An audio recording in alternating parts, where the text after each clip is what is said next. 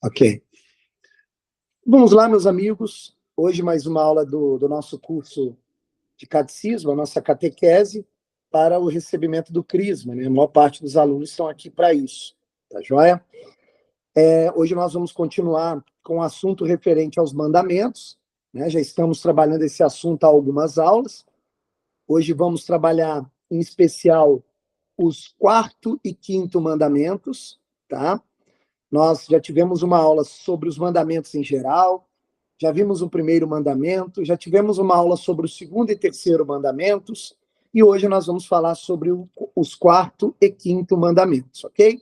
Mas antes da gente começar, vamos fazer a oração, né? Como sempre, usamos a oração de Santo Tomás, uma oração preparada por ele para antes de estudar, escrever e ensinar, tá joia? Depois eu até passo lá no grupo de vocês essa oração que é muito bonita e muito proveitosa, né, nas palavras que Santo Tomás, de maneira muito sábia, conseguiu colocar em ordem, ok? Então vamos lá, em nome do Pai, do Filho e do Espírito Santo.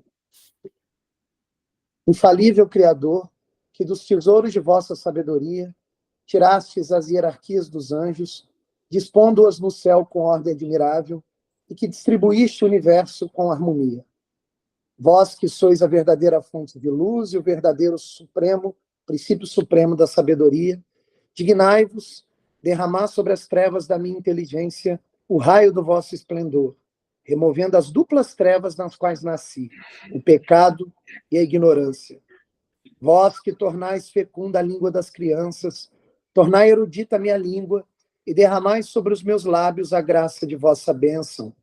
Concedei-me a curacidade para entender, a capacidade de reter, a facilidade de aprender, a graça abundante de falar e escrever. Ensinai-me a começar, regei-me a continuar e a perseverar até o término. Vós que sois verdadeiro Deus e verdadeiro homem, que viveis e reinais pelos séculos dos séculos. Amém. Em nome do Pai, do Filho e do Espírito Santo. Amém.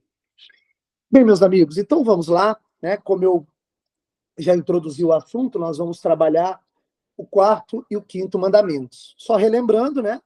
O que nós já vimos até agora sobre os mandamentos, além de uma aula de apresentação dos mandamentos. Nós vimos uma aula sobre o primeiro mandamento, que diz amar a Deus sobre todas as coisas. Uma outra aula na qual nós trabalhamos o segundo e o terceiro mandamentos, que são, segundo, não tomar o nome de Deus em vão, e terceiro, guardar domingos e festas de guarda, tá? E hoje nós vamos tratar o quarto e o quinto mandamentos, tá? Que são, quarto mandamento, honrarás pai e mãe, e quinto mandamento, não matarás, tá? Antes da gente começar, aqui cabe um aviso. O que acontece? Duas coisas são necessárias serem colocadas. Primeira delas, na maior parte das vezes, quando a gente lê esses dois mandamentos, honrarás pai e mãe e não matarás, a percepção errônea que nós temos é que nós compreendemos a totalidade desses dois mandamentos, né? Geralmente a gente pensa assim, honrar pai e mãe não é um negócio muito, muito difícil. E não matarás é óbvio, pô. É óbvio que é proibido matar. Só que esses dois mandamentos guardam um monte de sutilezas. Sutilezas essas que nós vamos tentar detalhar na aula de hoje. Então, não é um negócio tão simples, tá? Não é um negócio tão simples. Aliás, aqui cabe um parênteses, tá? Cabe um conselho a vocês.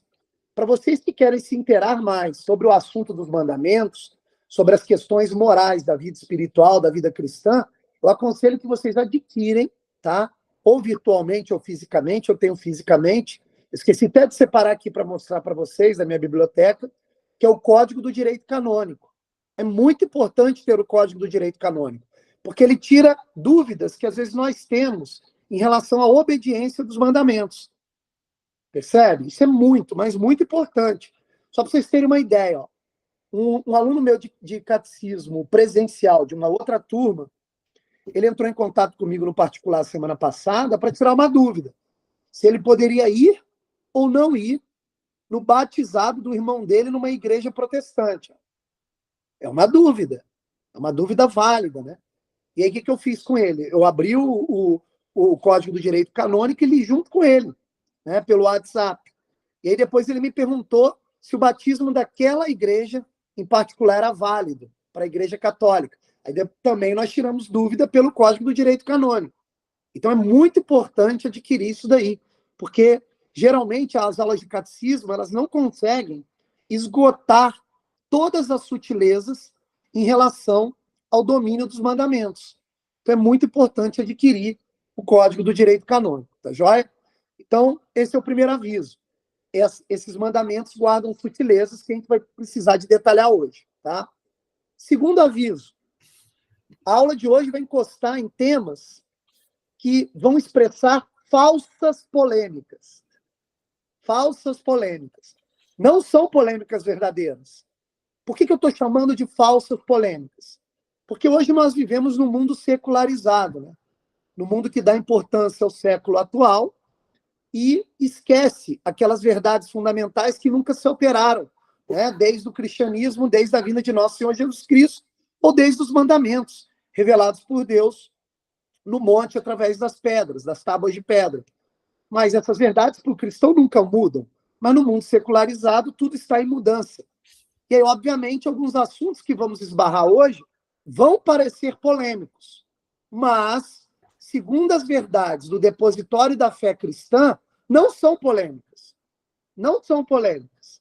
Se eu desse essa mesma aula na década de 60 do ano passado, ou seja, não há muito, desculpa, na década de 60 do século passado, não há muito tempo, a aula não seria polêmica.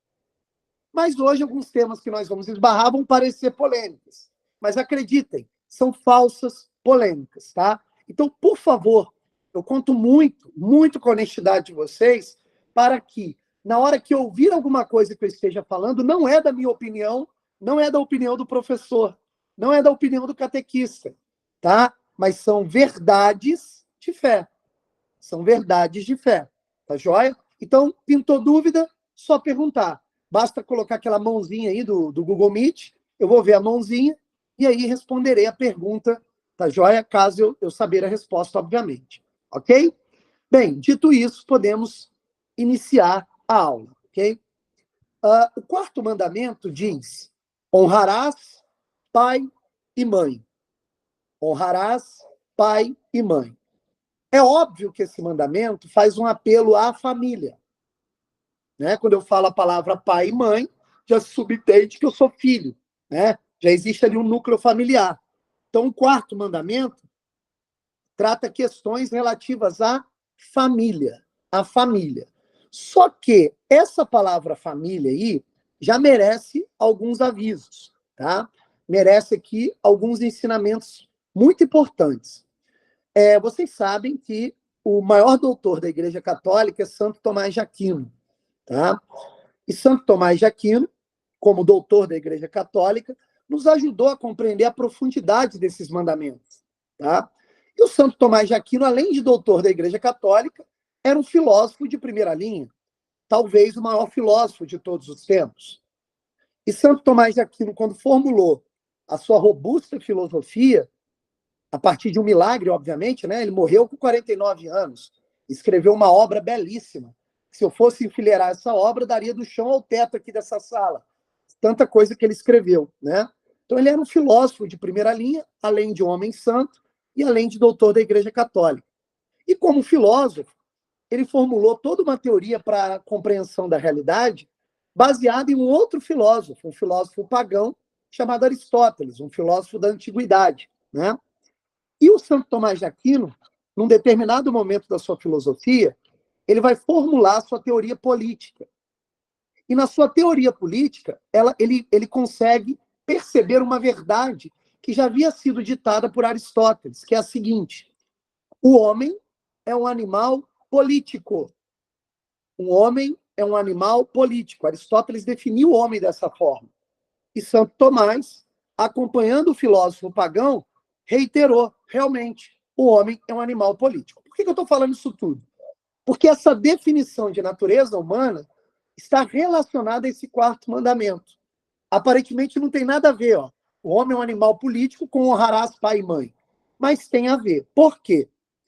Quando Aristóteles e mais tarde Santo Tomás vão dizer que o homem é um animal político, eles estão dizendo o seguinte: olha, O homem é um animal que vive em uma polis. A palavra político vem de polis. E o que é polis? Polis é a cidade. E num sentido mais acordado com a nossa realidade, polis é a sociedade. É a sociedade. Né? Então, o homem é um animal que vive em sociedade. É um animal que vive em sociedade. Em outras palavras, o que Santo Tomás está querendo nos explicar é o seguinte: o homem é um animal social, o homem é um animal político. Por quê? Porque o homem, para se desenvolver, ele precisa da ajuda da sociedade. Ele precisa da ajuda de outros seres humanos que já estão desenvolvidos. Tá? E aí, na formulação de sua teoria política, Santo Tomás, concordando com Aristóteles, vai dizer algo muito bonito. Ele vai dizer o seguinte: o homem é um animal político porque o homem já nasce dentro de uma polis, já nasce dentro de uma sociedade. E essa sociedade, essa primeira sociedade, é uma microsociedade. E essa microsociedade, Santo Tomás chama de família. Família. Então veja que coisa curiosa. Uma primeira definição que nós damos para a família é que a família é uma micropolis, é uma microsociedade. Então todo ser humano, quando nasce, ele nasce em uma família. Geralmente é assim. E ele nasce precisando da educação da família. Então, a família é a primeira experiência social que o ser humano tem desde que nasce. Ou desde que é concebido, melhor dizendo. Né? E aí, segundo Aristóteles, como é que as grandes sociedades surgem? Né? Os filhos dessas famílias vão criando suas próprias famílias, saem de casa e vão criando suas próprias famílias. E aí, da família, nasce a aldeia, que é uma sociedade média, e na medida que a aldeia vai crescendo, vão nascendo as grandes polis, as grandes sociedades. Mas isso não nos interessa aqui. O que nos interessa é perceber o seguinte, que falar em família é falar numa microsociedade. Por que eu estou dizendo isso? Porque esse mandamento, honrarás pai e mãe, ele traz para nós três abordagens. Três abordagens, tá? A abordagem mais evidente, que é o filho, ele tem a obrigação moral de honrar pai e mãe. Já já nós vamos ver o que isso significa de fato, mas tem mais duas outras atribuições. Segunda atribuição, pai e mãe têm a obrigação moral de educar o filho. E tem aí uma terceira atribuição, que pouca gente fala, mas é uma atribuição do catecismo, que é a seguinte: esse mandamento, honrarás pai e mãe, também supõe aí uma terceira atribuição, que é você deve ser um cidadão que deve algo à sua cidade, à sua sociedade. Se você faz parte de uma nação, se você faz parte de uma sociedade, você deve honrá-la, você deve respeitá-la, você deve agir em nome do bem comum. Então, olha que coisa curiosa. Honrar pai e mãe supõe amar a pátria. Amar a pátria. Mesmo porque a palavra pátria também significa pai, ó. Também significa pai. Então, temos aqui uma primeira coisa importante para entendermos a aula de hoje. O quarto mandamento, honrarás pai e mãe, significa filho tem a obrigação moral de honrar pai e mãe tem a obrigação moral de educar o filho, e o cidadão tem a obrigação de amar a pátria, amar a sociedade a qual ele faz parte. Então, essas três atribuições estão na essência desse quarto mandamento. Tá? Então, é muito, mas muito importante compreender isso. Tá joia? Eu acho que ficou claro, né? Qualquer dúvida, é só levantar a mãozinha. Diga, Thiago. Professor, nessa terceira função de amar a pátria, é só amar ou também implica em fazer ativamente algo em prol do bem comum? Amar a pátria já justifica fazer algo em nome do bem comum. Amar, o que é amar? Né? O que é amar? Sua pergunta é boa. Amar significa direcionar a sua inteligência e a sua vontade para a verdade e para o bem. É isso que é amar. Por exemplo, quando eu falo assim, ó, eu amo a minha esposa, Significa dizer que eu estou direcionando a minha inteligência e a minha vontade para ter uma intimidade, para conhecê-la melhor, para conhecer a verdade e o bem dela. Isso é amar. Se eu não busco intimidade com ela, buscando a verdade e o bem dela, eu não estou amando. Então serve a mesma coisa para a pátria. Amar a pátria significa direcionar a inteligência e a vontade para a verdade e para o bem, o que pressupõe bem comum. Tá? É óbvio que tem outros mandamentos que vão trazer isso à tona novamente.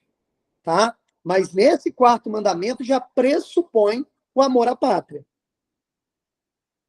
Porque, perfeito, eu pensei em caso de, não sei, um monge que vai para algum lugar rezar e nunca mais volta. Excelente pergunta. Excelente pergunta. A pergunta do Tiago é muito boa. Quando a gente pega exemplos, né, de santos, padres da igreja, grandes santos da igreja, que tiveram uma vida de eremita, distante da sociedade, eles, com esse tipo de ação, parecem nos mostrar o contrário da tese de Santo Tomás e Aristóteles, que diz que o homem é um animal social. Mas que história é essa? Como é que o cara vai amar a pátria? Como é que esse indivíduo vai amar a pátria se ele se distancia da sociedade e vai morar nas cavernas? Como, por exemplo, Santo Antão. Santo Antão foi morar no deserto. Os padres do deserto, né, que largaram a sociedade, foram viver como eremitas.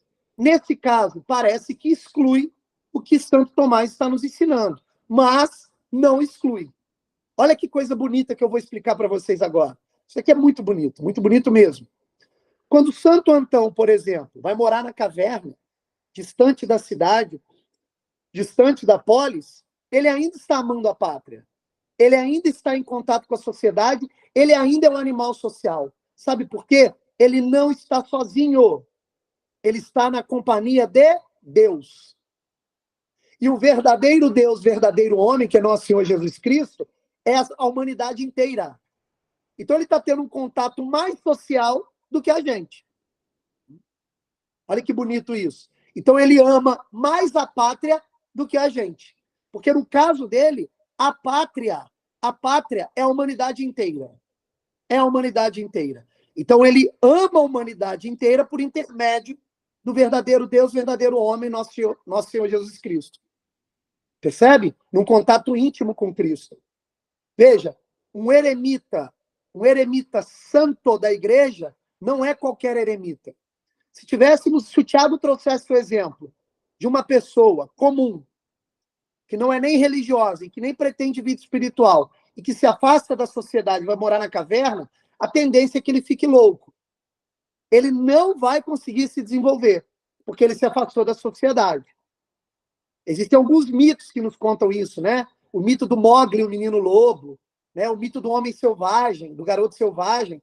Pessoas que se afastam da sociedade, sem uma relação íntima com Deus, como a de um santo, vão enlouquecer. Não vão se desenvolver. Não vão se desenvolver. A espiritualidade delas vai ficar travada às paixões mais baixas. E essa pessoa vai ter sérios problemas em relação à sua salvação. Tá? Então, a tese "o homem é um animal político" é uma tese que serve para os santos eremitas. Percebe, Tiago? Ficou claro? Ok? Então vamos lá, meus amigos. Quarto mandamento: honrarás pai e mãe. Então, como eu disse, se trata da família e da sociedade. Tá? Outro detalhe que é importante para a gente compreender esse mandamento. A família, ela é uma instituição natural. Se o homem é naturalmente um animal social, é porque a família é natural na vida humana. Ao contrário do que dizem certas ideologias por aí. Né? Por exemplo, a ideologia marxista vai defender a tese de que a família surgiu por um contrato em algum momento da história, que é um absurdo. Não nos cabe aqui tomar a nossa aula para explicar essa tese amalucada do Marx. Mas, para nós cristãos, a família é natural. Ela é natural. Ela existe desde que o ser humano é ser humano. Tá? Desde que o ser humano foi criado. Desde que Adão foi criado, já se tem a família.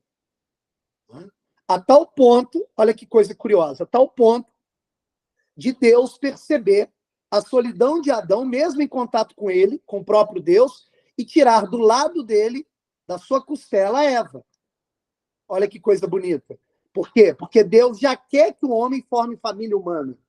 A família humana é algo importante para a vida espiritual. Tá? Então, isso fica muito claro para nós. Então, a família é uma instituição natural.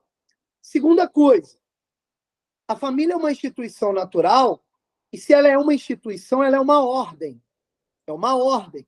Tanto é que a família nasce através de um sacramento, que é o sacramento do matrimônio. E se é sacramento, se tem matrimônio, tem ordem. E ordem pressupõe hierarquia. Hierarquia. Então, como é que funciona a hierarquia na família? A parte maior de todas da família é Deus, obviamente. Deus deve ser o maior dentro de uma família humana. É Deus que deve ordenar as relações familiares.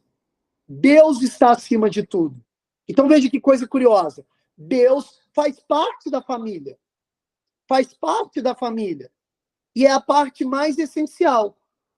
Porque tudo que a família tem que viver em nome da sua felicidade sobrenatural depende da ordem de Deus. Então, já temos aqui um outro pressuposto. Uma família bem ordenada que quer obedecer o quarto mandamento, ela deve estar ordenada a Deus. Ela deve direcionar suas relações a Deus. Então, Deus é a parte mais alta da hierarquia familiar. Tá? E, obviamente, na família, também há uma hierarquia, na família humana, propriamente dita. Não é isso? Você tem o homem da casa, que deve direcionar as ações da família. Você tem a mulher. Aqui tem um caso interessante. Ó. O pai e a mãe, o homem e a mulher, que fazem parte da família, eles não estão um acima e outro abaixo de maneira servil. Isso aqui é muito importante. Quando as Sagradas Escrituras dizem que a mulher deve ser submissa ao homem, deve-se entender o que é submissão. Submissão significa sub, baixo, e missão, algo a ser buscado. Então, homem e mulher, lado a lado, se esforçam para cumprir a missão. E qual é a missão? A felicidade sobrenatural. Veja, no Gênesis está bem claro. Eva foi criada por Deus de uma maneira belíssima, que somente a suma inteligência poderia criar.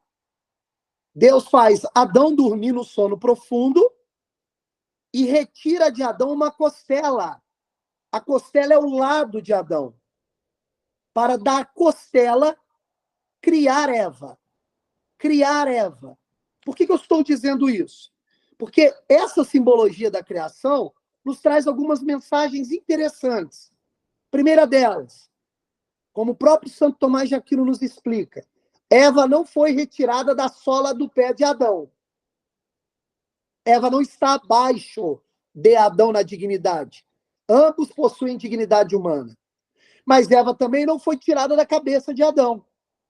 Eva também não é superior aos homens, como querem defender algumas ideologias atuais. Eva é tirada do lado de Adão, para justificar uma dignidade parelha, que é a dignidade humana. No entanto, simbolicamente, a costela é retirada de Adão. Então, passa a faltar alguma coisa em Adão.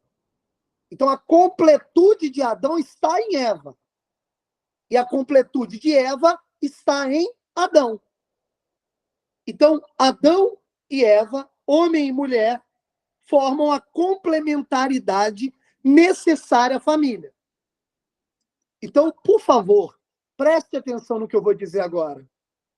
Não existem vários modelos de família de maneira arbitrária. É óbvio que existem, por vários outros problemas que já a gente vai citar, mas basicamente a família é homem e mulher que tem uma relação de complementaridade para gerar filhos. Isso é uma família. Isso é uma família. Então veja que coisa curiosa. Existe o amor entre homem e mulher e existe a busca pela procriação. para o gerar filhos. Então, a família tem esses dois fundamentos nobres: amor e gerar filhos. Aliás, a geração de filhos é fruto do amor. É fruto do amor. Então, quando o homem e a mulher têm filhos dentro do matrimônio, após receber o sacramento do matrimônio, o amor jorra na criação dos filhos. E aqui cabe um dado interessante. Isso aqui é muito importante. É dever do cristão amar a sua mulher mais até do que seus filhos. E a mulher amar o seu marido mais até do que seus filhos. E o homem e a mulher amar mais Deus do que um ou outro. Então, há uma hierarquia. E essa hierarquia funciona de uma maneira belíssima. Quanto mais o homem ama a Deus, e quanto mais a mulher ama a Deus, mais eles vão se amar. E quanto mais homem e mulher se amam, mais esse amor transborda aos filhos. Mais o amor é ordenado aos filhos.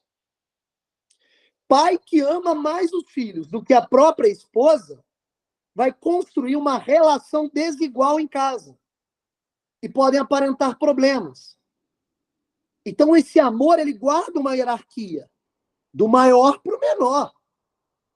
O amor que eu tenho a Deus, como é um amor pelo infinito, jorra infinitamente e aumenta o meu amor pela minha esposa, que, por sua vez, jorra amor pelos meus filhos. Nessa ordem hierárquica. Quando essa ordem começa a ser desobedecida, as famílias começam a ter problemas. E esse quarto mandamento começa a ser desobedecido. Percebem a questão? Isso aqui é muito importante. Tá? Então, assim, a Igreja Católica ela é tão séria quanto a isso que ela prevê, inclusive, para que casais que não podem ter filhos possam adotar. Possam adotar. A adoção ela é permitida pela Igreja Católica. Não só permitida, como motivada. Principalmente na medida em que homem e mulher não conseguem ter filhos pela via natural. Percebem? Outro dado interessante. A família deve ser aberta à vida. Deve ser aberta à vida. A abertura à vida, obviamente, considerando as condições, né? Porque, às vezes, a gente pode imaginar aqui uma hipótese. Ó. Você tem um homem e uma mulher que tem uma situação de vida material muito escassa, passam fome, né? Mas são casados. É óbvio que não se supõe que eles tenham muitos filhos. E aí, o que a igreja diz? Depois de uma consulta a um diretor espiritual, a um bom padre, possivelmente, qual vai ser o aconselhamento do padre para esse exemplo hipotético? O padre vai dizer, vocês precisam da abstinência, para poder regular os filhos agora de maneira natural. Né? Vale lembrar que preservativos anticoncepcionais são proibidos pela igreja, já a gente vai falar um pouco disso, tá? Mas eles podem, por via natural, ter uma economia no número de filhos, somente por via natural, o que pressupõe, no máximo, tabelinha e método Billings, tá? E método Billings. Repetindo, tá? O uso do preservativo, uso de contraceptivo é considerado pecado mortal, é desobediência ao quarto mandamento. Tá? Isso é muito sério. Tá joia? Então, casal que não pode ter filhos por alguma limitação, até mesmo financeira, muito rígida, uma limitação muito rígida, pode pedir permissão à igreja para não ter mais filhos por via natural. Ou continuando tendo a relação sexual através da tabelinha do método Billings, ou então praticando abstinência por um tempo ou algo do tipo. Tá? Aí o mestre espiritual, o diretor espiritual, é que vai ordenar isso daí da forma mais correta. Tá joia? Outro detalhe. O Thiago quer perguntar, mas antes da pergunta do Thiago, outro detalhe. Não existem famílias alternativas através da sexualidade desregrada, tá? Desordenada. Então, por exemplo, a gente vê hoje aí casais homoafetivos que se consideram uma família.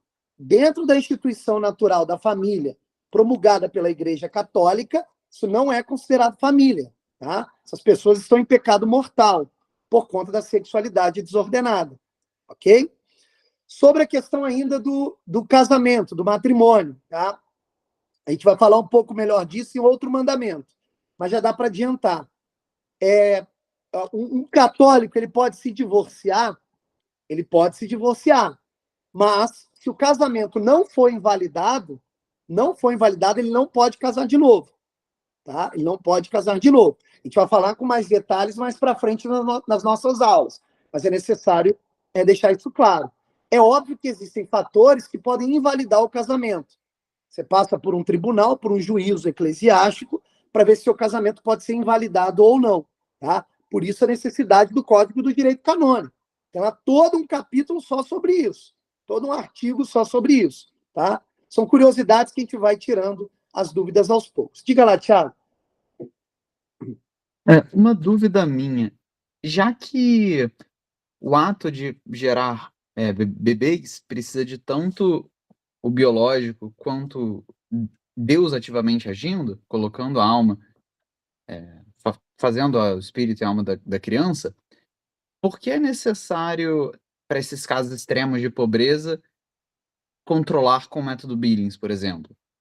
Porque já que Deus é quem escolhe se terá uma vida ou não, por que não simplesmente confiar em Deus?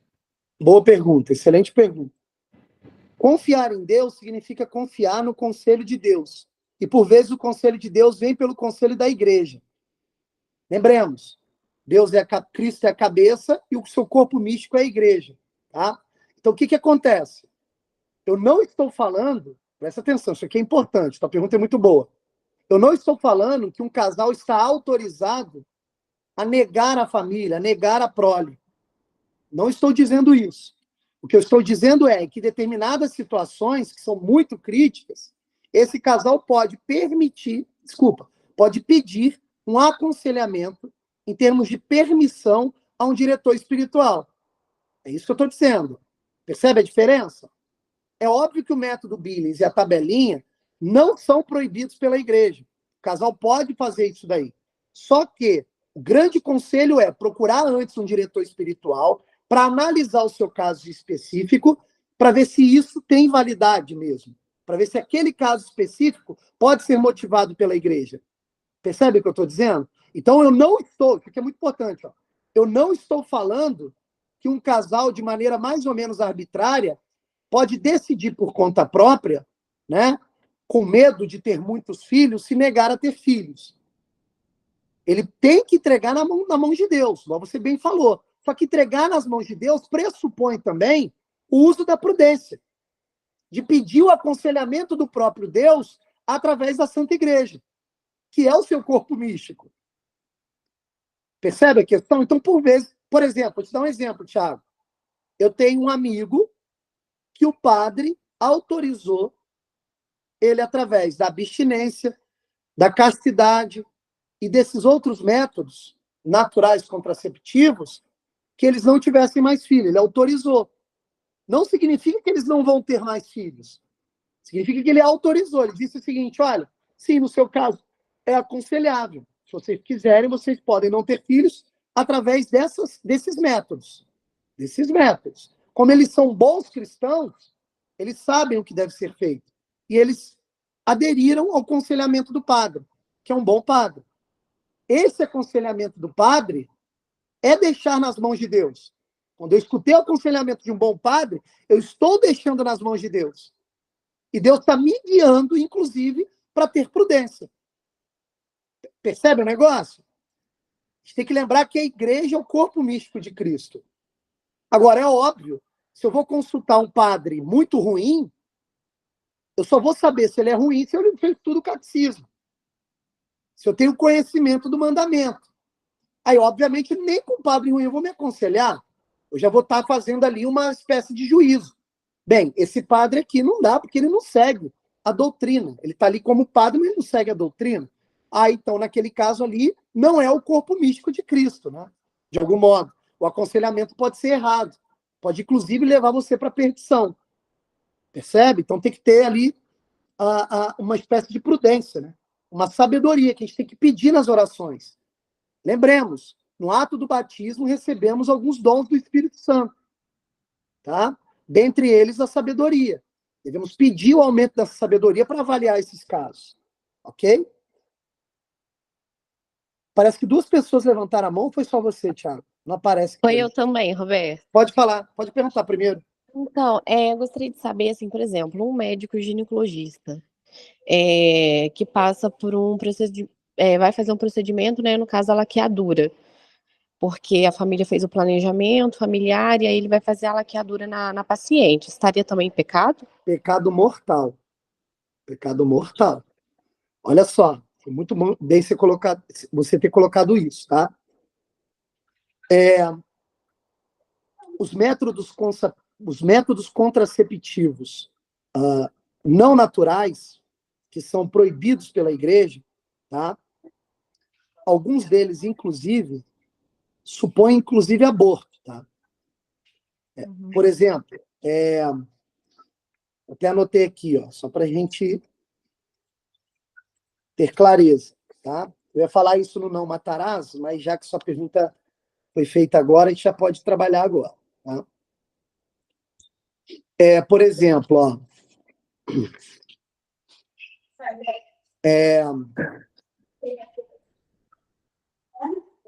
quer ver? Deixa eu só achar aqui.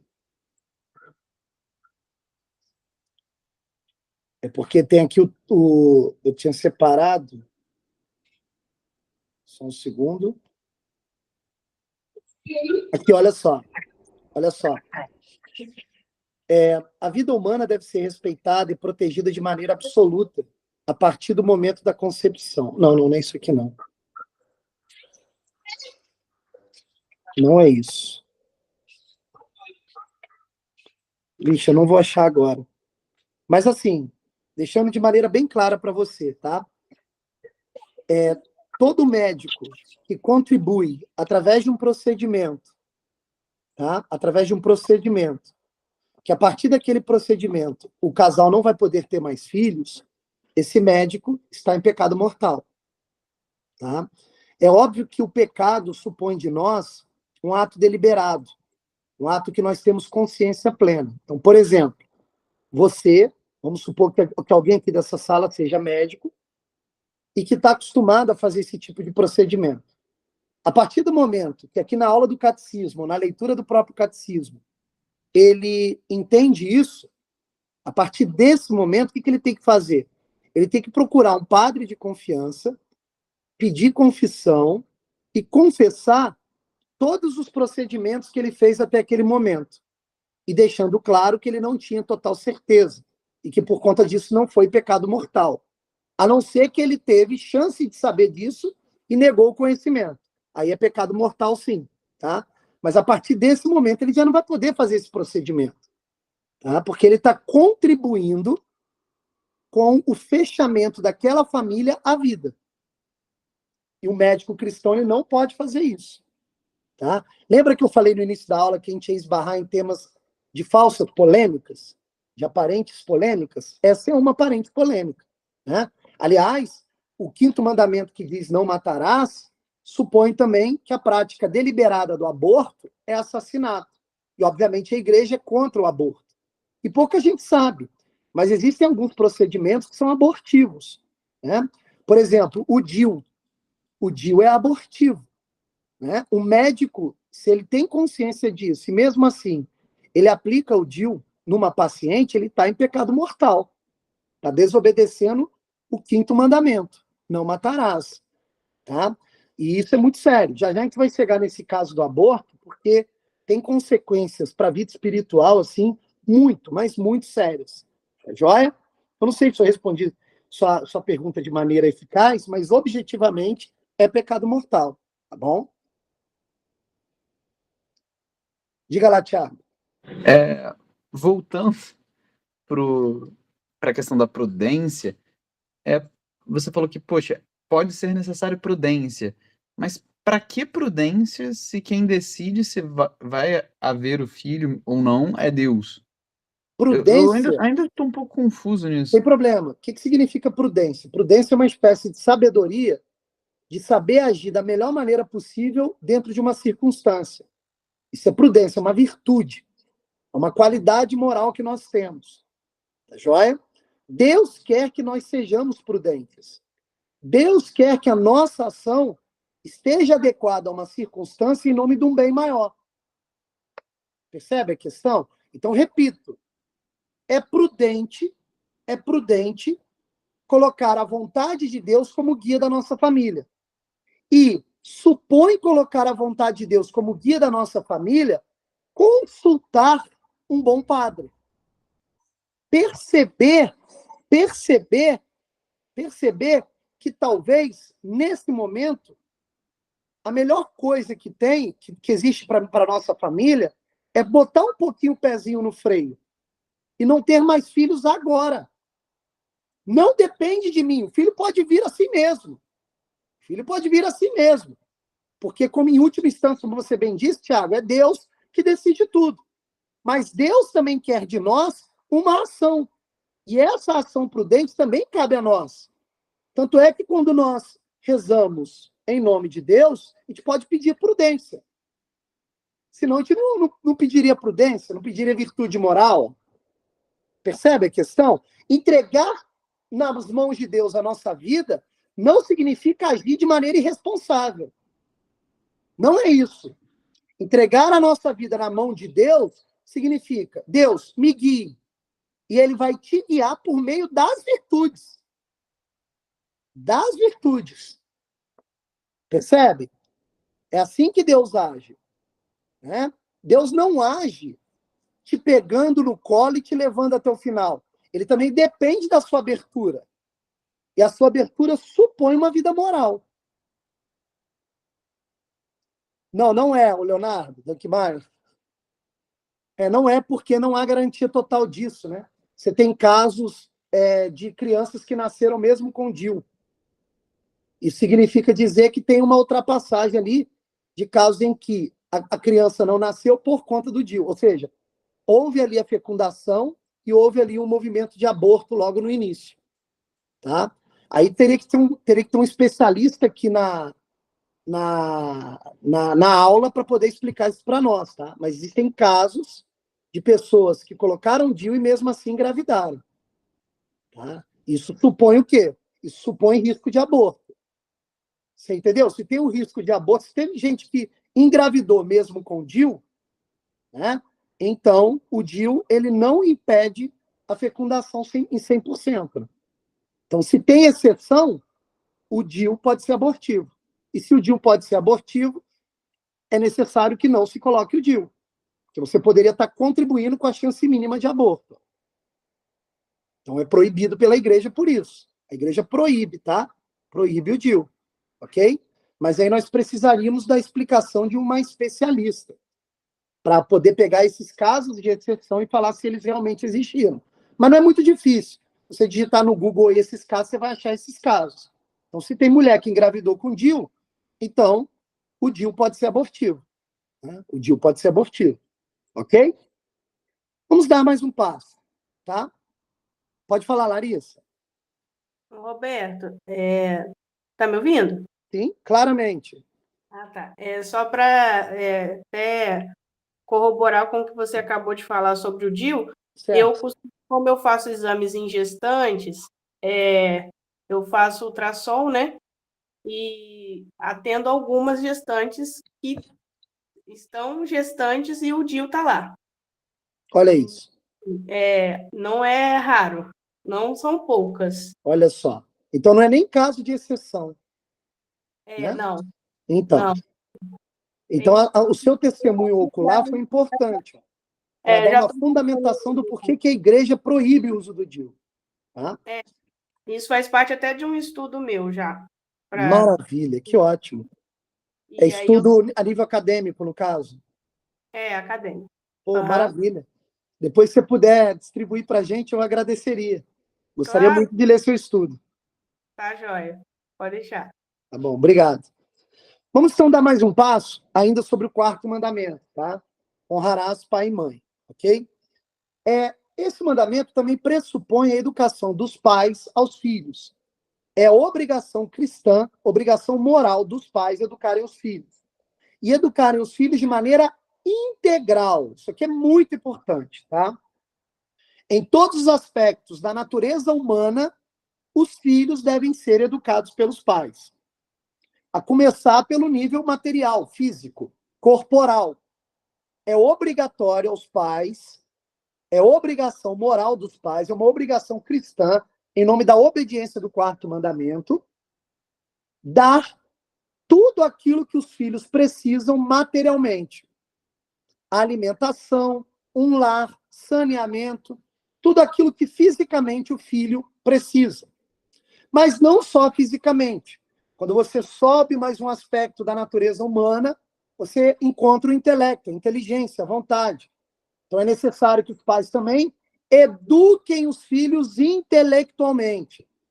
Isso aqui é muito importante, tá? Infelizmente, os pais não procuram uma boa formação intelectual e não podem formar os filhos. Saibam vocês que, quando o pai não busca formação própria intelectual, ele também está pecando contra o quarto mandamento. Por quê? Porque ele não vai ter a ferramenta necessária para educar intelectualmente o filho. Isso aqui é muito sério e muito importante, tá? Porque, veja bem, um pai educa bem os filhos de duas maneiras. E as duas maneiras devem andar juntas. Não é ou, é e. Um pai deve ser modelo intelectual e moral para o filho. O filho deve enxergar no pai uma espécie de segurança em nome da verdade e do bem. Deve ser um modelo para o filho. E o pai também tem que estudar, tem que ter uma vida intelectual mínima. Ele não precisa ser um intelectual acadêmico, ele não precisa estudar filosofia, toda a filosofia, ele não precisa ter biblioteca, nem nada disso. Mas ele tem que ter uma formação intelectual mínima. E a formação intelectual mínima pressupõe o catecismo. Porque o catecismo não dá apenas formação espiritual, mas dá formação intelectual também. Por que são necessárias as duas coisas? Ser modelo e o pai tem que ter uma vida de estudos. Por um motivo muito simples. Vamos supor aqui duas hipóteses. Primeira hipótese. O pai é um modelo moral para o filho. Então o filho vai ali repetindo o movimento do pai. Excelente. Mas se o pai não tem uma vida intelectual mínima, o que pode acontecer? Esse filho pode ir no ensino superior, para uma universidade pública, aprender um monte de besteirada, um monte de argumento sofisticado, chegar dentro de casa e enfrentar o pai argumentativamente. E como o pai não tem vida intelectual, não vai saber responder. Pode perder o filho, mesmo sendo modelo moral. Esse é um primeiro exemplo. Segundo exemplo, supõe agora um pai que tem vida de leitura, vida intelectual, mas não é modelo moral. Também não vai adiantar. Tá? O pai vai até vencer o filho no argumento, mas o filho vai perceber que o pai é um hipócrita. Ele fala uma coisa, estuda uma coisa, mas ele é, na sua vida existencial, outra coisa. Esse segundo tipo tem mais chance ainda de perder o filho. É necessário, então, ter uma vida moral acompanhada de uma vida intelectual. Senão, perde o filho. Então, é obrigação do pai educar o filho também intelectualmente e moralmente. Então, tem que educar o filho nas virtudes, na aquisição de virtudes. Deve estar atento aos vícios adquiridos dos filhos. Evitar, deixar a casa. A casa tem que ser um ambiente que propague a virtude e não o vício. Aconselhamentos que eu dou. Não se dá celular para criança muito nova. Celular é um construtor de vícios. Televisão. Diminuir o número de televisões na casa. Não colocar a televisão no quarto do filho. Isso parece exagero, mas não é. A casa, ela tem que confluir com uma harmonia nas relações, em nome das virtudes e não em nome dos vícios. Observar o que o filho está escutando, o que o filho está vendo de filme. Procurar assistir filme com o filho, quando o filho é mais novo. Mas sem ser chato. O pai tem que ter a habilidade de educar o filho sem ser chato. Chato que eu digo assim, encher o saco do filho toda hora por qualquer coisinha. Não, o filho também tem que ter autonomia. Então, educar os filhos, quem aqui é pai sabe do que eu estou falando, é um negócio muito difícil. Mas que é obrigação dos pais. Pai que terceiriza a educação dos filhos está em pecado mortal contra o 4º mandamento. Isso não é brincadeira. O pai tem que estar atento à educação dos filhos. E, obviamente, também estar atento à educação espiritual. Promover na disciplina do filho o hábito da oração. Tá? Desde pequenininho, ensinar a oração para o filho. O hábito de ter reverência na igreja, em frente ao altar, em frente a uma autoridade religiosa.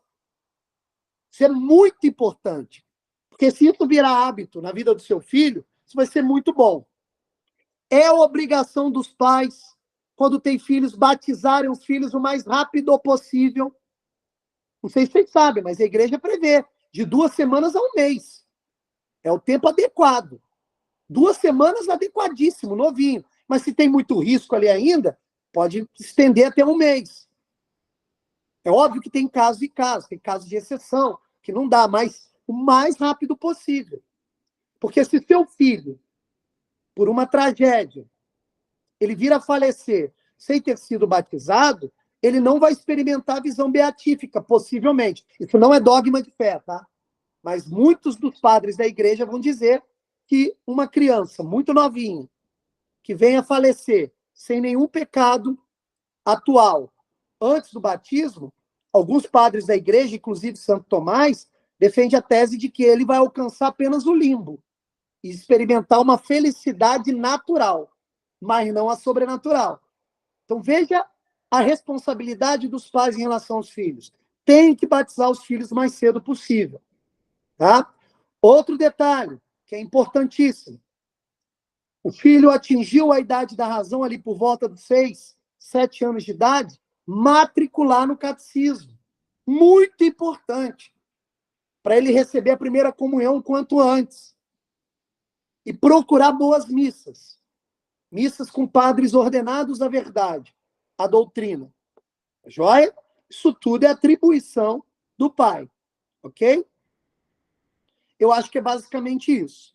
Só que esse 4º mandamento também diz que o filho deve honrar pai e mãe. Isso aqui também é importante. Honrarás pai e mãe. É obrigação moral do filho cuidar dos pais, quando os pais precisarem dos filhos.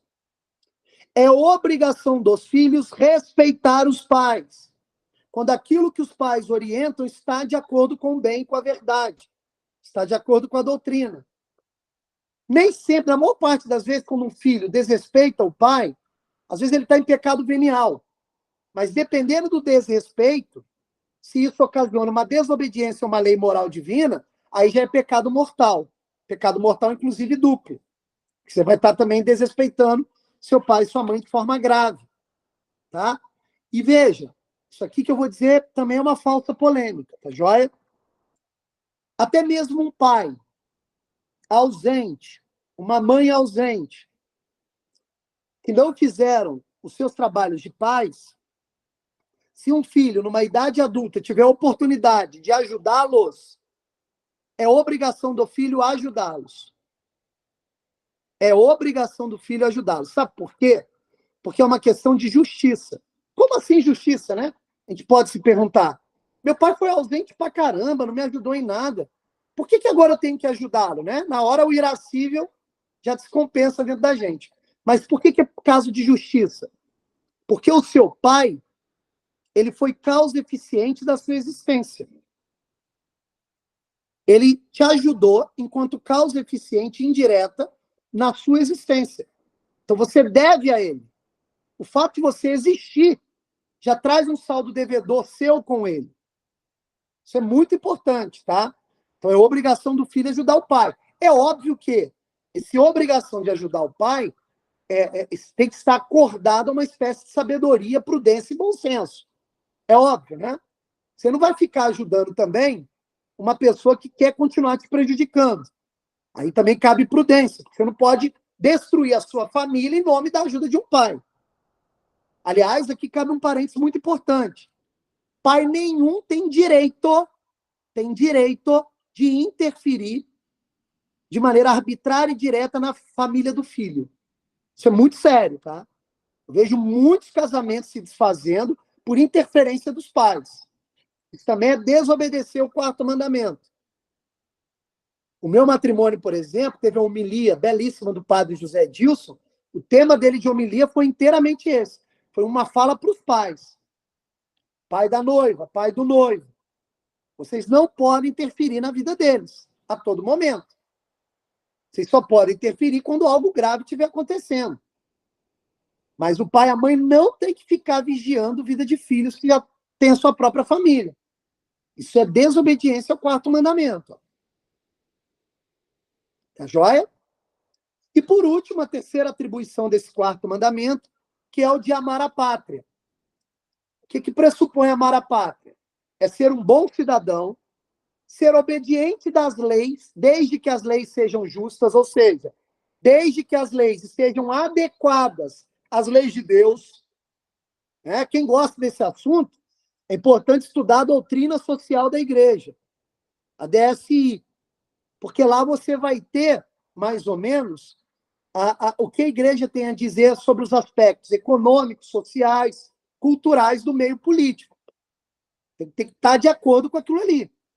Então, todo cristão tem a obrigação moral de obedecer às leis da sua pátria, desde que essas leis civis sejam justas, estejam acordadas às leis divinas.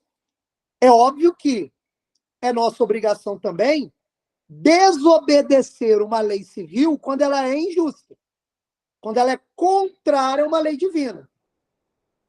Então, por exemplo, imagine um governante maluco que diz assim, a partir de hoje, as pessoas só podem ter 2 filhos, e o 3º filho tem que ser abortado.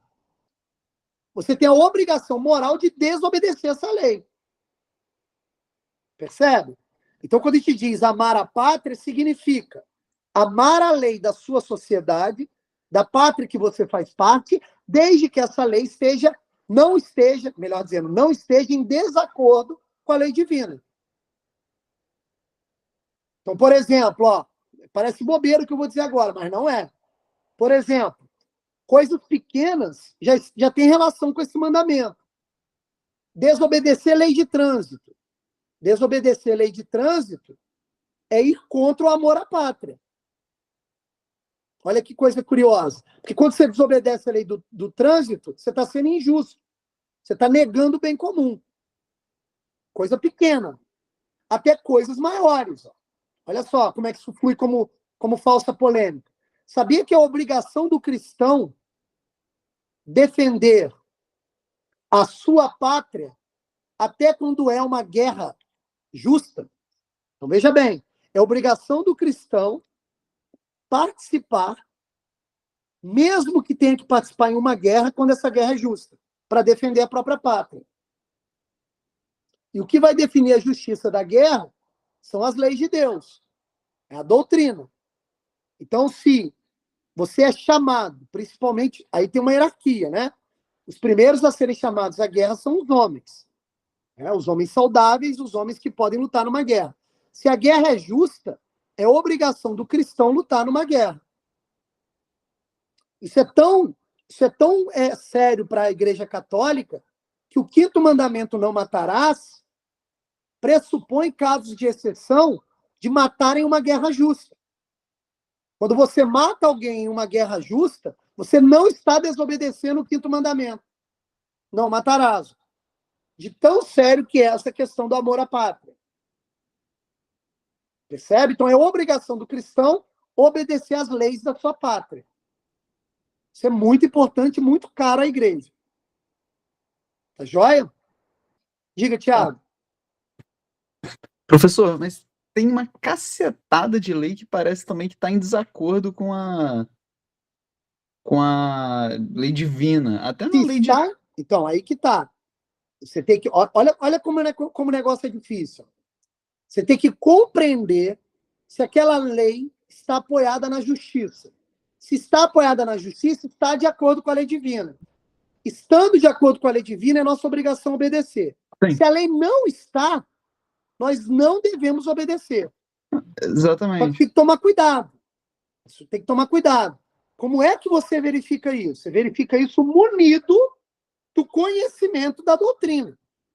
Uhum. Da doutrina social da igreja, da doutrina moral da igreja, do catecismo, do aconselhamento espiritual. Depois você passa isso tudo, aí você está em par de falar, bem, essa lei aqui é injusta. Obviamente, no caso de leis sutis. Tem lei que é muito gritante.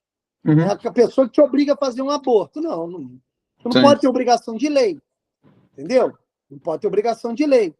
Então, a lei injusta, ela deve ser desobedecida pelo cristão. Tá? Um conselho que eu te dou, Tiago, é estudar a teoria do direito natural de Santo Tomás de Aquino. Uhum. Tá? A questão política da igreja é baseada na teoria do direito natural de Santo Tomás de Aquino. Se um dia tivermos tempo, quem sabe, se os alunos quiserem também, a gente pode dar uma aula sobre direito natural em Santo Tomás de Aquino, que aí já dá pelo menos uma pista do que é uma lei justa e do que é uma lei injusta. Percebe o que eu estou dizendo? Isso aí é importante também para a gente estudar um dia. Vamos ver, quem sabe a gente consegue um tempinho. Vai ser bom. Tá joia? Vamos então para o 5º mandamento. O 5º mandamento diz: não matarás. Não matarás. Deixa eu só achar minhas anotações para eu não perder meu roteiro, tá? Esse mandamento, não matarás, ele se baseia no fato de que toda vida pertence a Deus. E se toda vida pertence a Deus, a princípio, somente Deus pode tirar a vida de alguém. Né? Então, obviamente, é pecado mortal você matar alguém de maneira deliberada. Por algum tipo de objetivo escuso. Porque quando você faz isso com alguém, você mata alguém, você está tirando o direito dele de viver. Você está dizendo assim, olha, eu não acredito que sua vida pertença a Deus, então eu vou tirá-la. Por isso que é um pecado mortal. Por isso que é um atentado contra Deus.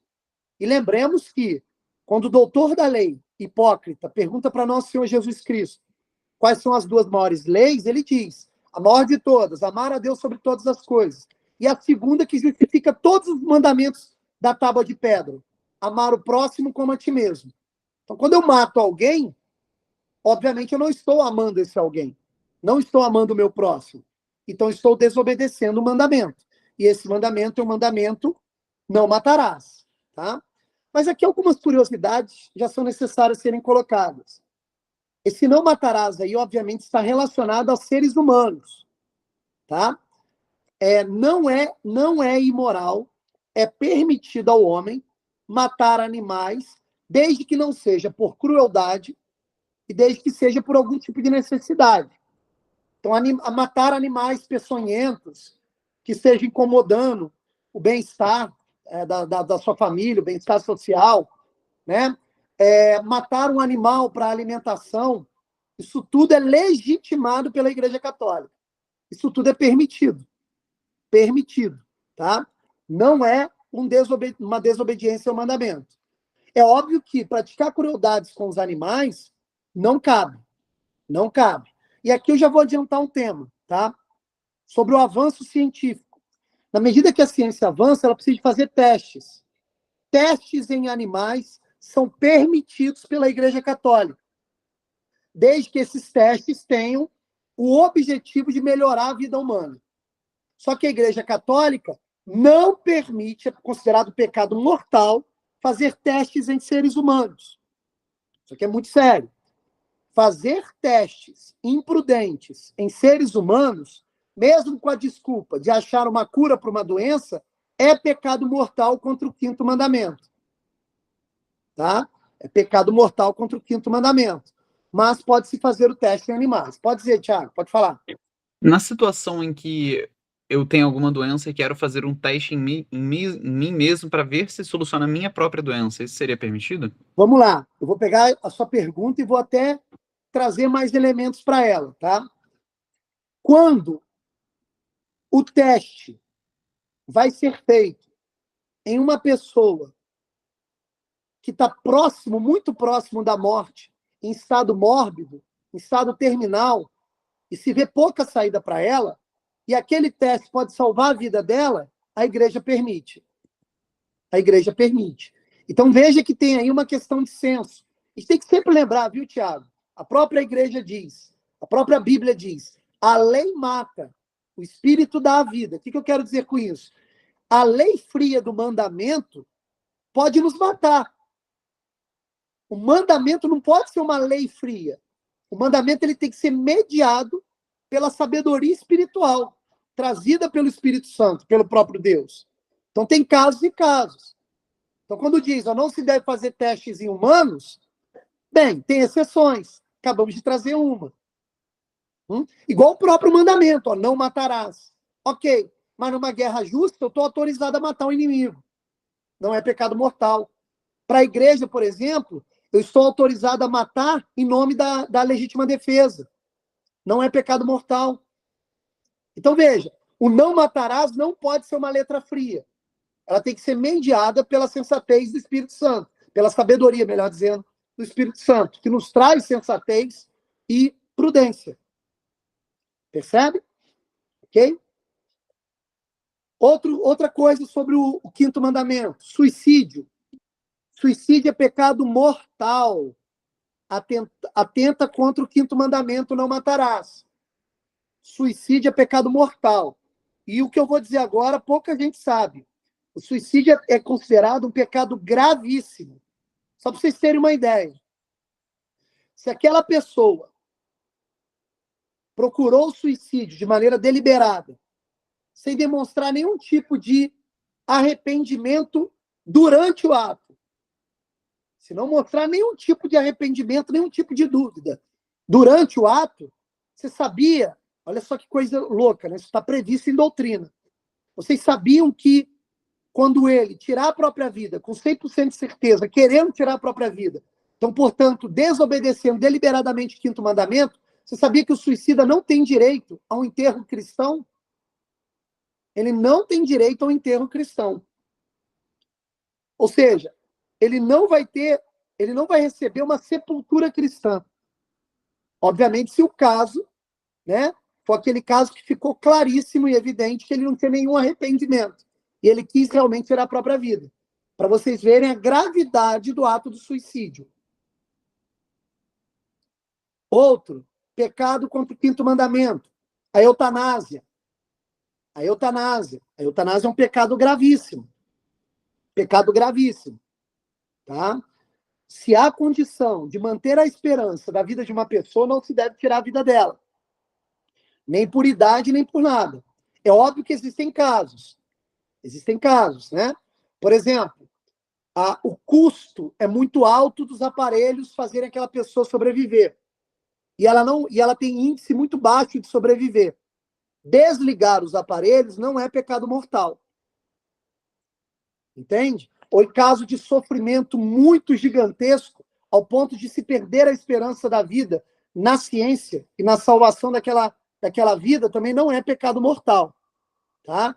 A igreja traz aqui o catecismo traz aqui algumas referências a isso, tá?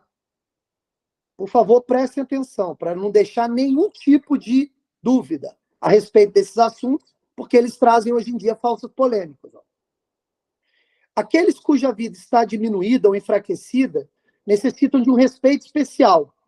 Isso aqui é maneiro também, isso aqui é bacana. Ó. Pessoas que estão muito adoecidas, pessoas que têm um problema de saúde muito sério, elas devem ser respeitadas maximamente pelo cristão. Então, olha que coisa curiosa.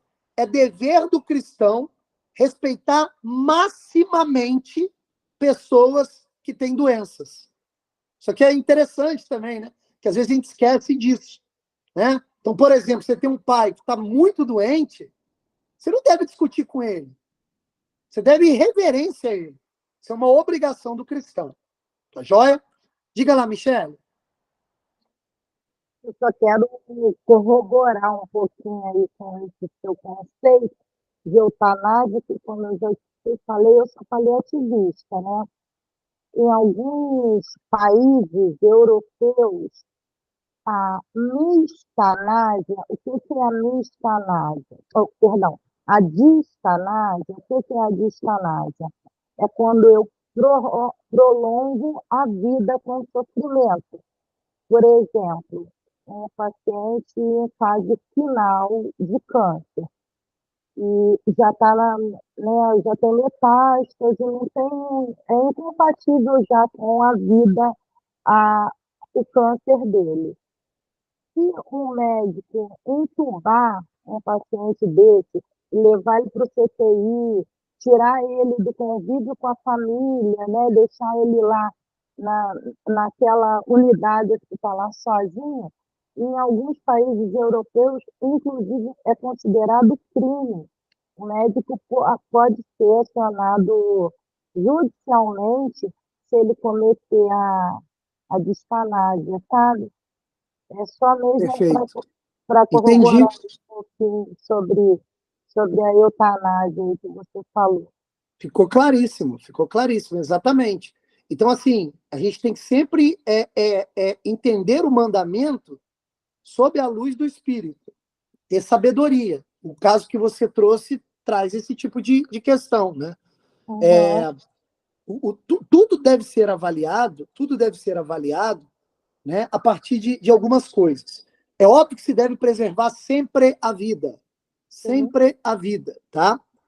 E também tem casos de exceção, né? Por exemplo, quando uma pessoa está num coma onde ela só sobrevive por aparelhos e ela está inconsciente, totalmente inconsciente. E o uso do aparelho é oneroso, é exagerado, e não dá para ser continuado, bancado, porque aquilo está causando um prejuízo muito grande para o restante da família.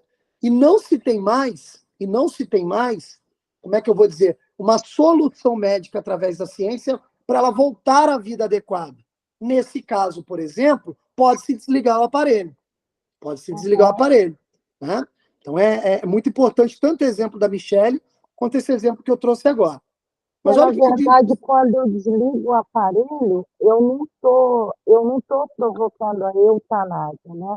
Eu não estou provocando a morte de ninguém, né? Eu só estou tirando ele da dependência de uma condição mecânica, né? Quando eu tiro o ventilador mecânico, por exemplo, eu só estou tirando aquela tecnologia. Perfeito. Eu não estou provocando a morte de ninguém. Perfeito. Exatamente isso. E, aliás, o que você acabou de falar está previsto no catecismo. Olha só como é o catecismo disse exatamente o que você falou. Ó. Sejam quais forem os motivos e os meios, a eutanásia direta consiste em pôr fim à vida de pessoas deficientes, doentes ou moribundas. É moralmente inadmissível. Inadmissível. Mas veja bem o que diz o catecismo ainda. Ó.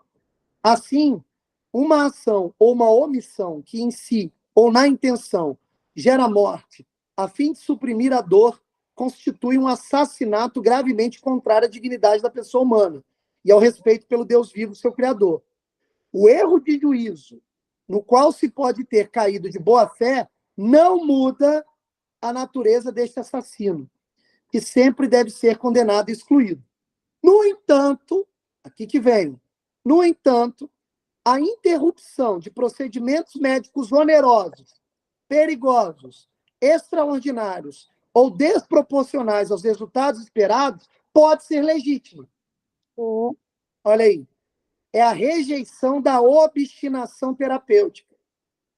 Não se quer, dessa maneira, provocar a morte. Aceita-se não poder impedi-la. As decisões devem ser tomadas pelo paciente, se tiver a competência e a capacidade para isso. Caso contrário, pelos que têm direitos legais, respeitando sempre a vontade razoável e os interesses legítimos do paciente. Sim, isso aí é princípio de autonomia.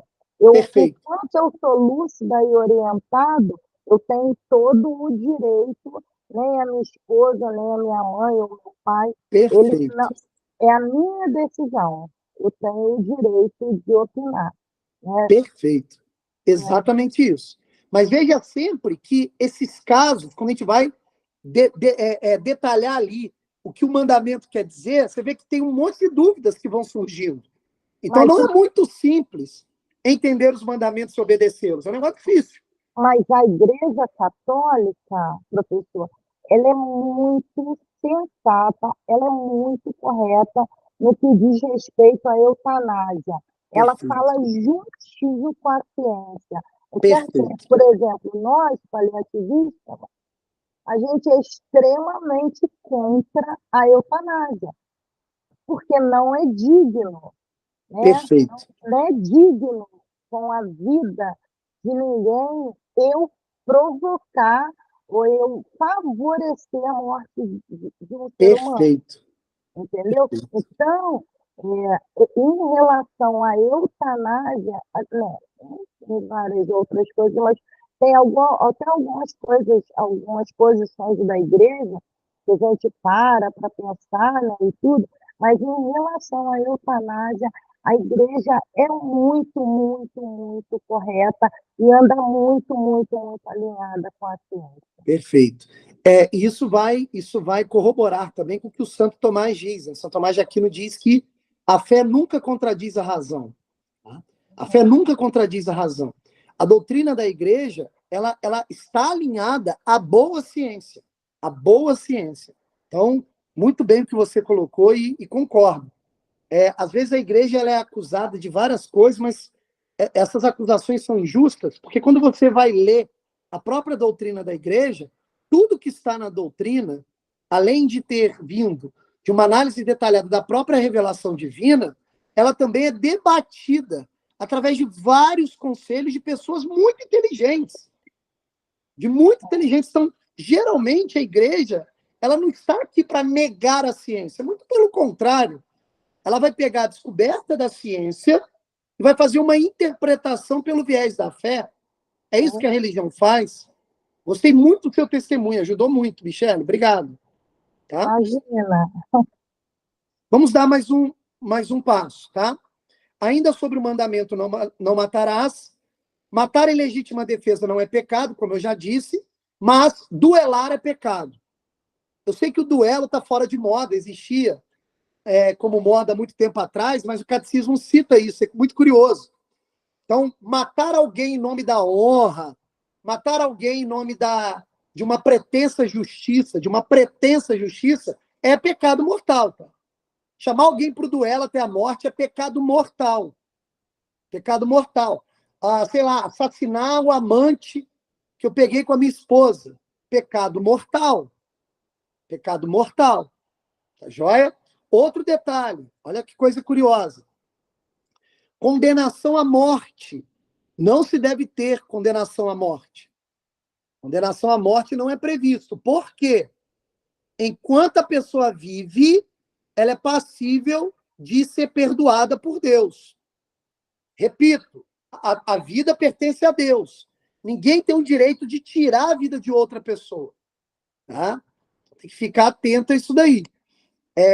Existem alguns padres da igreja, né?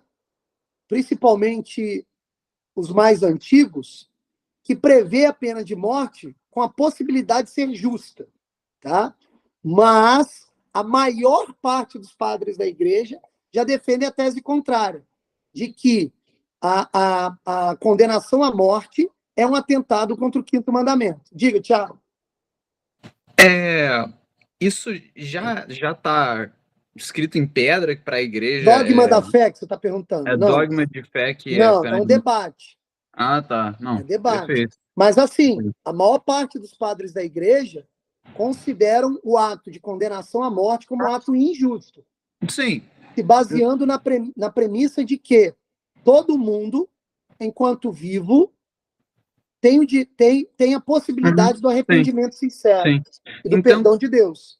Mas também dá para pensar em exceções, como uma sociedade que não tem a capacidade material de sustentar uma pessoa que tem que ficar presa num risco da sociedade. Mas olha só que coisa curiosa. A falta de capacidade material não justifica o assassinato. Vou te dar um exemplo. O fato de eu ser pobre e a minha esposa pobre não justifica que eu pratique o aborto. O aborto é uma condenação à morte. Totalmente proibido pela igreja. Com certeza. Mas o que eu quis dizer é na situação de, tipo, a pena de morte ela é válida. Porém, normalmente ela é errada porque dá para salvar a pessoa. Dá para impedir que ela vá para o inferno. Sim. Dá para impedir porque ela pode se arrepender. Mas por ser válida, às vezes pode acontecer, já que a pessoa não tem mais direito à própria vida, etc. Não, então, o que a gente vai fazer, Thiago? Essa questão é muito importante que você trouxe, tá? É uma questão que gerou dúvida. Nós vamos abrir a aula de sábado, a nossa próxima aula, nós vamos abrir com o Código do Direito Canônico aberto. Eu vou tentar achar ali a previsão, em termos de artigo, do Código do Direito Canônico. E a gente tira todas essas dúvidas e observa os casos de exceção. Pode ser? Porque realmente eu não me preparei. Não, perfeito. Eu estou repetindo que eu vi mais ou menos o Padre Paulo falar, não, mas sim, eu tenho faz muita sentido. dúvida nisso. É a dúvida mesmo. Tá joia? A gente pega o Código do Direito Canônico e analisa o artigo por inteiro. Legal. Ok? Continuando. Aborto é assassinato, tá? Aqui no aborto, é necessário deixar claro. O aborto que a gente está considerando aqui é o aborto deliberado, obviamente. E olha que coisa curiosa. Uma pessoa que pratica o aborto e o médico que auxilia na prática do aborto, eles estão em pecado mortal. É óbvio, tá? Só que olha que coisa curiosa. Se elas sabem que isso é pecado mortal e mesmo assim faz, é passível, inclusive, de excomunhão. De tão grave que é o aborto. Excomunhão pela igreja. A igreja pode declarar excomunhão à mãe, ao pai, ao médico. Você vê a gravidade desse negócio. Tá? É necessário frisar isso daí sempre, porque a gente está vivendo num mundo secularizado que querem porque querem aprovar o aborto, legalizar o aborto. Então é necessário ser colocado. Outra coisa, isso aqui é importante, tá? Fertilização in vitro, proibido pela Igreja Católica, tá? Proibido. Técnicas de fertilização que não natural, proibido pela Igreja Católica, pecado mortal. Tá joia? Tá aqui escrito, ó. Olha o que está escrito no catecismo. Aqui, ó.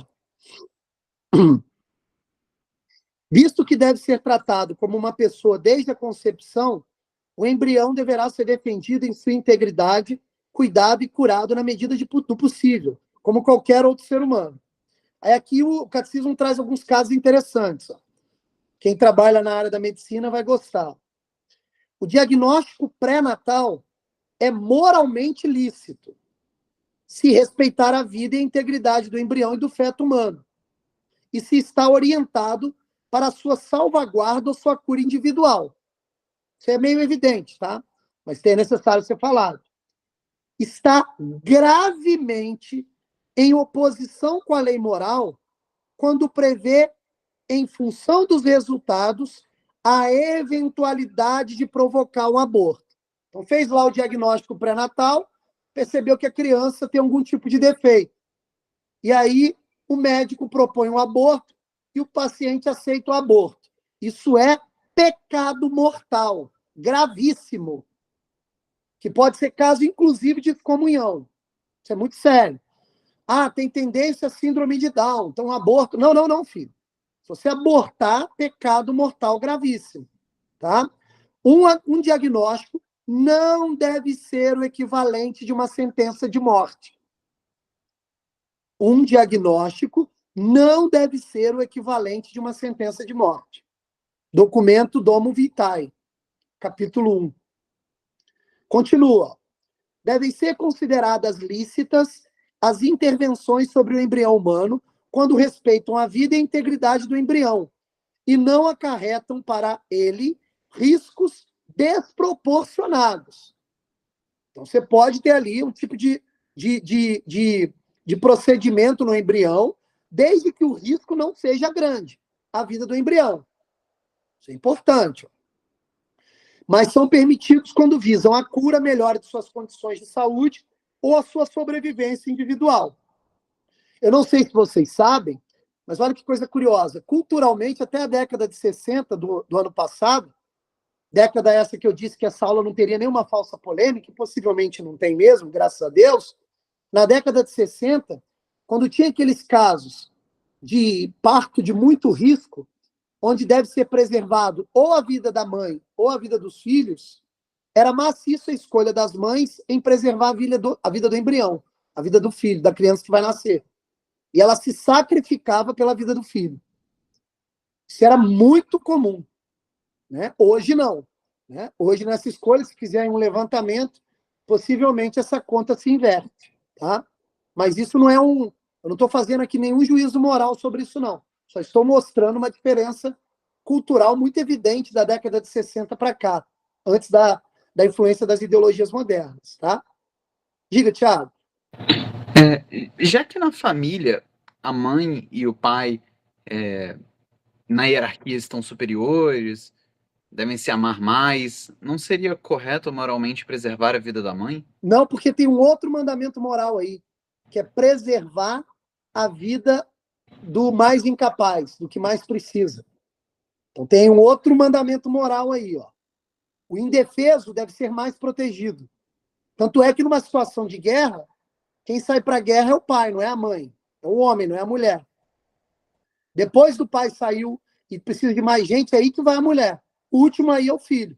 Ele é o que tem que ser mais preservado em sua integridade. Lembremos, Tiago, amor supõe sacrifício. Amor supõe...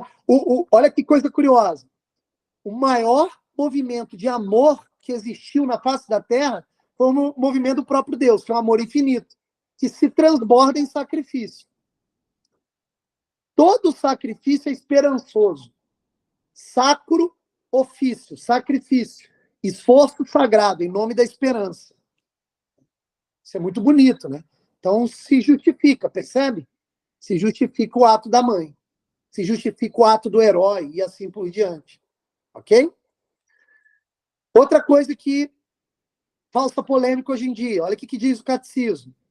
É imoral produzir embriões humanos destinados a serem explorados como material biológico disponível. É o que eu falei, é proibido a fertilização in vitro, por exemplo. Tá? É proibido, porque é considerado abortivo também. Vão se sacrificar alguns embriões em nome de um. Isso é pecado mortal. É pecado mortal também a tentativa da mulher engravidar por injeção de esperma, proibido pela Igreja Católica. Tá? Outra coisa que muita gente tem curiosidade, quando um pai, um homem e uma mulher querem ter filhos, e eles vão lá fazer uma série de exames, é pecado mortal o pai ter recolhimento do seu material do esperma por via da masturbação. É pecado mortal. Que é pecado a masturbação, mesmo que o fim seja esse. Então, o que você tem que fazer? Você tem que conversar com o padre, com o seu diretor espiritual, para tentar achar uma via alternativa pelo viés da medicina. Eu não sei como é, tá? Mas é o que indica o catecismo. Tá? Terminando. Certas tentativas de intervenção sobre o patrimônio cromossômico ou genético não são terapêuticas, mas tendem à produção de seres humanos selecionados segundo o sexo e outras qualidades pré-estabelecidas. Essas manipulações são contrárias à dignidade pessoal do ser humano, à sua integridade e à sua identidade. Isso significa dizer que é pecado mortal também, tá? Fazer uma série de tentativas de intervenção sobre o patrimônio cromossômico para poder manipular o cromossomo de modo a orientar uma gravidez para manipular o sexo ou qualidades pré-estabelecidas. Isso é proibido pela Igreja Católica. Considerado também pecado mortal, tá joia? Contra o 5º mandamento. Ok? Outro aspecto do 5º mandamento. Transplante de órgãos. Transplante de órgãos é moralmente lícito, é permitido, desde que o doador ou seus representantes legais tenham dado para isso o seu explícito consentimento. O transplante de órgãos é conforme a lei moral se os riscos e os danos físicos e psíquicos a que se expõe o doador são proporcionais ao bem que se busca para o destinatário. É moralmente inadmissível provocar diretamente mutilação que venha tornar alguém inválido ou provocar diretamente a morte, mesmo que seja para retardar a morte de outra pessoa. Ouviram? Isso é muito interessante, isso é pecado mortal já. As atuais pesquisas médicas incorrem com certa frequência em infrações do 5º mandamento. Isso aqui é muito importante. É preciso ter em conta na sua realização que a ciência e a técnica são recursos preciosos postos a serviço do homem e promovem seu desenvolvimento integral em benefício de todos. Contudo, não podem indicar sozinhas o sentido da existência e do progresso humano. A ciência e a técnica estão ordenadas para o homem, do qual provém sua origem e seu crescimento. Portanto, encontram na pessoa e em seus valores morais a indicação de sua finalidade e a consciência de seus limites. Isso aqui é muito importante. Seres humanos não podem ser testados de maneira irresponsável pela ciência, mesmo que a ciência tenha desculpa de um bem maior. Percebem? Seres humanos não podem ser testados de maneira a qual o risco é muito grande. Porque se elas forem testadas com risco muito grande, vai ser um atentado contra o 5º mandamento. Ok? Para terminar, galera, vamos terminar, senão a gente fica aqui à tarde, a noite toda. Ok? Não cuidar da própria saúde. Ó, não cuidar da própria saúde é um pecado contra o 5º mandamento. Dirigir embriagado, colocando em risco a sua vida e a dos outros. Pecado contra o 5º mandamento. Colocar a vida em risco em nome de um esporte, de uma emoção que seja imprudente. Pecado contra o 5º mandamento. Olha que coisa curiosa. Existem esportes, por exemplo, a Fórmula 1, eu não sei como é que está hoje, tá? Mas a Fórmula 1 até a década de 90 era um esporte extremamente imprudente. E a pessoa que corre ali, ela tem que ser meio maluca, tá? Tem que ser meio imprudente e atentar contra a vida. É possível, aí eu teria que fazer uma análise mais detalhada, é possível que a prática daquele esporte, naquela época, fosse um atentado contra o 5º mandamento. Isso não é exagero, tá? Eu lembro que nos anos 90 tinha uma onda de surfar no trem, no Rio de Janeiro, para sentir emoção. Os caras subiam em cima do trem e ficavam se equilibrando com o trem em movimento. Pecado contra o 5º mandamento. Dirigir fazendo pega, sem ter o domínio da técnica e sem ser um espaço seguro. Pecado contra o 5º mandamento. Ingerir bebidas alcoólicas, drogas ilícitas. Pecado contra o 5º mandamento. Ingerir bebida alcoólica em exagero, é óbvio, em demasia. A bebida alcoólica, ó, olha só, a bebida alcoólica, como ela é permitida por lei, e ela tem um movimento psíquico lento e gradual, ela é permitida pela Igreja Católica. O que não é permitido, e é um pecado contra o 5º mandamento, é quando você exagera e perde a consciência, atentando contra a saúde e atentando contra o bem-estar de todos que estão à sua volta. Tá? Drogas ilícitas seria um pecado contra o 4º mandamento, estaria desobedecendo uma lei, e a droga, geralmente, que não o álcool, como os psicotrópicos, tem a tendência de alterar psiquicamente sem ser uma medida gradativa, alterar de uma hora para outra. Então, são proibidos pela Igreja Católica. Tá? O uso de cocaína, crack, proibido pela Igreja Católica. Pecado contra o 5º mandamento. Porque o efeito dessas drogas, por ser um efeito muito pesado, te altera psiquicamente de maneira muito rápida. Tá? E assim por diante. Bem, amigos, eu acho que é isso. Eu não sei se ficou claro. Eu sei que as aulas sobre os mandamentos são aulas mais cansativas, elas têm muita informação, mas a gente não pode cometer aqui a irresponsabilidade de trabalhar o tema de maneira vaga, tá joia? Espero que tenha ficado claro. Se não, podem fazer qualquer pergunta. O momento é agora. Última pergunta, professor. Pode fazer, Thiago. Quanto à questão do amor à pátria, tem certas ações na sociedade que, por lei, eram permitidas há um tempo atrás, como dirigir depois de beber um vinho, por exemplo. E hoje em dia passou uma lei seca e não pode mais. Porém, antes estava em conformidade com Deus, sem problema você dirigir bebendo um vinho. Hoje em dia não pode. Só por ter passado essa lei se torna um dever para o Boa cidadão pergunta. Boa cumprir? pergunta. Olha só, o caso específico que você trouxe para nós, a gente deve ter muita prudência, tá? Vamos lá. Antes era permitido beber uma certa quantidade de álcool, hoje não é permitido nenhuma quantidade de álcool. Estou dando esse exemplo, pegar esse exemplo hipotético. O que eu devo fazer como cristão? Eu devo obedecer à lei, não beber, para dirigir. Sabe por quê? Porque tanto a lei antiga quanto a lei nova, nenhuma das duas leis são um atentado contra a lei divina. Pegou ou não? Nem a primeira lei, nem a segunda são atentados contra a lei divina. Logo, deve-se obedecer em nome do respeito civil à lei, em nome do bem comum da sociedade. Existem dois tipos de lei, Tiago. Tem a lei de Deus e a lei dos homens. A lei dos homens é justa na medida em que não desobedece à lei de Deus. Veja, até os anos 80, era contramão subir na minha rua da direita para a esquerda. Depois dos anos 80, passou a ser contramão a via contrária. Eu tenho que obedecer às duas leis. Porque Entendi. nenhuma das duas leis vai contra a lei Vai divina. contra. Entendi, mas entendi no seu exemplo perfeitamente, porém tem exemplos que parece que claramente fica um absurdo ter que respeitar. Não, aí já é outra coisa. Tipo, mas não atenta contra a lei divina. É tipo, você só pode trabalhar até 8 horas, não pode trabalhar mais que isso.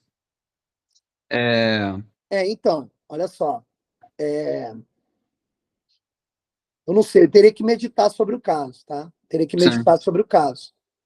Mas é prudente ao cristão obedecer à lei civil. É prudente ao cristão obedecer à lei civil, desde que a lei civil não atenta contra a lei divina. Tem uma negativa aí, né? Só que a negativa é quando ela atenta contra a lei divina e você tem a obrigação de desobedecer. Uhum. Agora, é prudente ao cristão obedecer à lei civil quando essa lei civil não atenta contra a lei divina. É prudente. É prudente. E aí a gente teria que meditar sobre essa lei específica para ver se o certo seria obedecê-la ou desobedecê-la. Eu prefiro ficar com é prudente obedecê-la. Percebe a palavra que eu usei? Ó? É prudente obedecê-la. Não estou falando que é obrigatório obedecê-la, você entende? É prudente obedecê-la.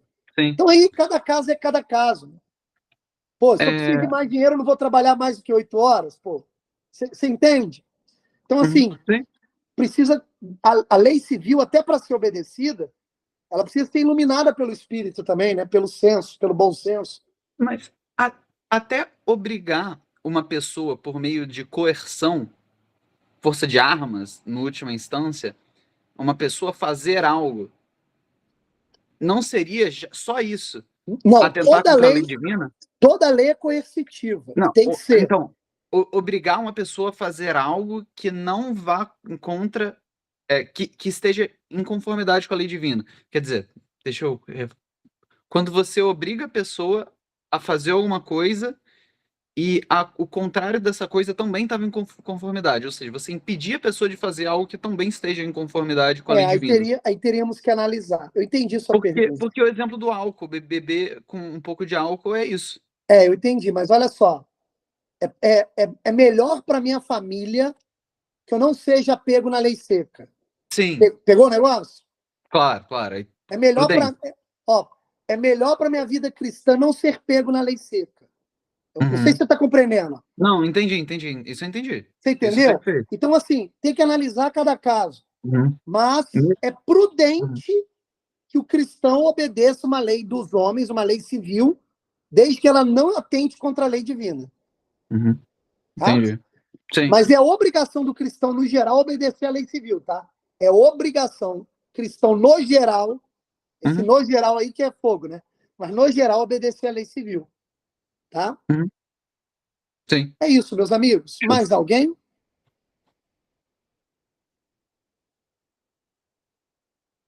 Não? Bem, então vamos a oração final, o Elias, eu não sei se ele está aí ainda, eu vou pedir, Elias, depois para você ficar, que a gente vê como fecha a aula, que você que está aí no comando hoje. Estou sim, Okay? Roberto. Então tá beleza. Então vamos fazer a oração final, ok? Obrigado, Senhor, por ter fornecido a sua graça, guiado a nossa vontade, a nossa inteligência. Peço ao Senhor que guie a inteligência de todos nós, de modo a contemplarmos sempre a verdade e sermos ordenados pela verdade, que é o Senhor.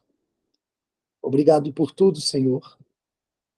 E agradecemos mais uma aula, em nome do Pai, do Filho e do Espírito Santo. Amém. Então é isso, meus amigos. Obrigado a todos. Valeu pela aula. Até sábado pela manhã. Se Deus quiser, meu computador vai estar aqui de volta. Um abraço. Boa noite, gente. Obrigada, professor. Obrigada. Eu quem agradeço. Professor. Valeu, gente. Tchau, tchau.